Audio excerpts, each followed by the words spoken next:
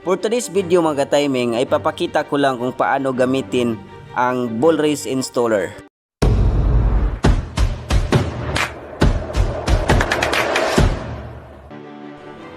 Ang ating ginagawang unit ngayon ay Honda Beat version 2. So ngayon, pinaupo na natin ang steering cone sa itaas at sa ilalim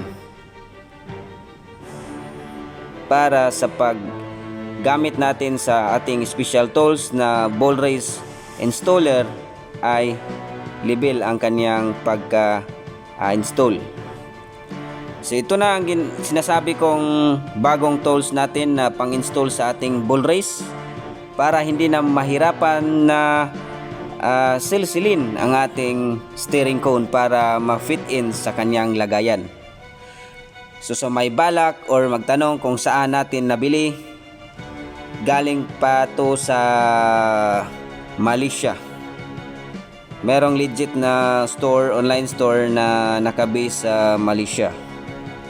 So kung gusto nyo magkaroon ng ganitong tools, i-PM nyo lang para mag-guide ko kayo kung saang store ang legit na nagsisale ng ganitong ori ng tools. So ayan, ginagamit na natin ang ating steering cone installer. So hindi na tayo mahirapan sa pag-install ng ating ball race. Mas madali ang trabaho kung merong mga accurate na tools para sa ating ginagawang DIY. Ayan, so higpitan natin gamit ang 19mm na socket wrench. Ayan.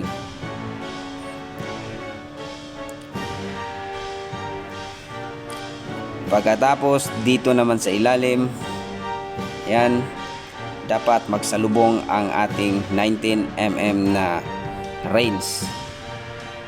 Siya yung stopper sa ating rod para mag-sit ng maayos ang ating steering cone.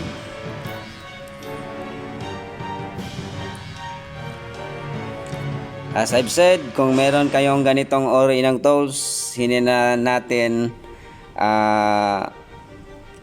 tsansyahin pa ang kanyang cone kung na-sit na ba ng husto sa kanyang lagayan.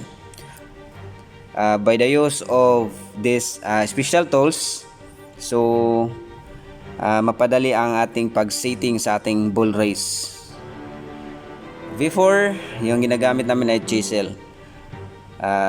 Gamitan namin chisel pag set sa kanyang steering cone, pero ngayon dahil sa special tools na nabili natin ay napakadali lang i-set ang kanyang steering cone.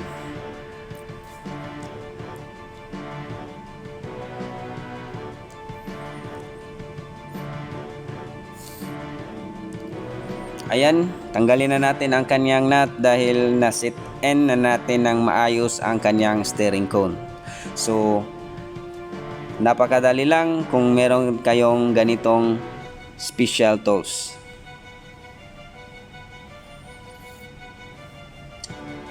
Yan, ito yung itsura sa ating special tools na steering cone installer.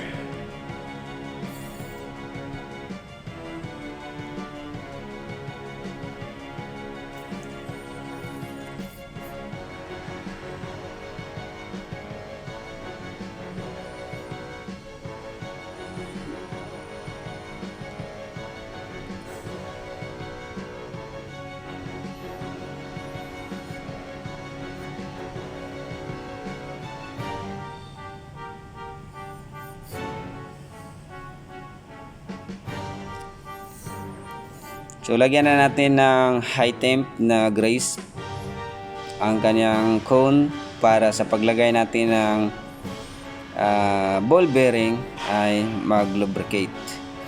So ang ginagamit ko dito ay yung holder ng ball bearing sa Honda PCX. Yan. So mas madali ilagay ang mga ball bearing kapag merong holder. At ilagay na natin ang steering stem. Alright, at ilagay natin ang kanyang adjuster nut.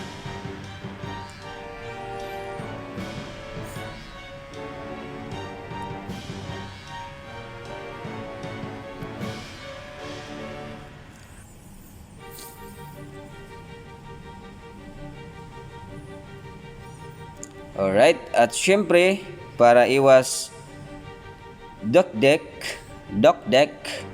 yan, gamitan natin ng spanner, yung adjustable spanner na galing din sa Malaysia. Ayan. As I've said, na kung merong mga special tools, hindi tayo mahirapan sa pag DIY.